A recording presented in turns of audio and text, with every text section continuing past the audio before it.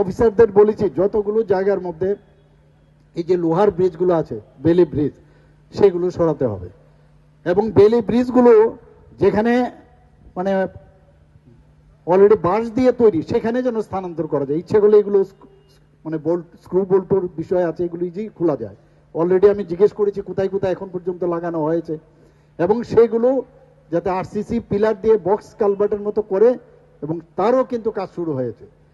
আমাদের সরকার এত ট্রান্সপারেন্সির মাধ্যমে কাজ করছে। আজকে শহর থেকে আরম্ভ করে আপনারা ভাবুন, যখন এই যে আমাদের রিং রোডটা যখন অলরেডি ওয়েস্টার্ন বাইপাস যে রিং রোড, সেটা কাজ শুরু হয়ে গেছে, এটারও অনুমোদন আমরা আসছে। এখানে যখন আপনার এই মাননীয় প্রধানমন্ত্রীজির যে ডিম প্রজেক্ট, যেটা আমরা এখানে একটা মল করছি, সেই মল যখন হবে, সেটা তো আপনাদের যারা এখানে গাড়িগুলা চালায় তাদেরও লাভ হবে। এখানে আমাদের 16B+G সবচেয়ে উঁচু দালান আমরা তৈরি করছি গুর্খাবস্তিতে। সেটা একটা পেন্ডুলাম মুভমেন্ট, প্রায় 8.5 রিক্টার স্কেলে যদি ভূমিকম্প হয় সেটাকে উইথস্ট্যান্ড করতে পারবে। আমাদের এখানে 5 স্টার হোটেল হচ্ছে, এখন 5 স্টার হোটেল একটা টাটা কোম্পানির সাথে হয়েছে।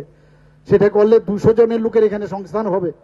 কিন্তু ইনডাইরেক্টলি যারা গাড়ি চালায়, যারা বিদেশ থেকে লোক আসবে, এক একটা রুমের ভাড়া, 4টা রুম এক্সক্লুসিভ রাখবে, 4 ভাড়া 1.5 লাখ থেকে 2.5 লাখ। তো বিদেশ থেকে তাদের চার্টার প্লেন নিয়ে আসবে তারা, কারণ টাটা কোম্পানির এরকম আছে।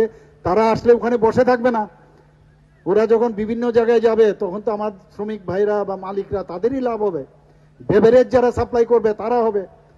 আজকে একের পর এক আমাদের এই কাজগুলো আমরা করছি।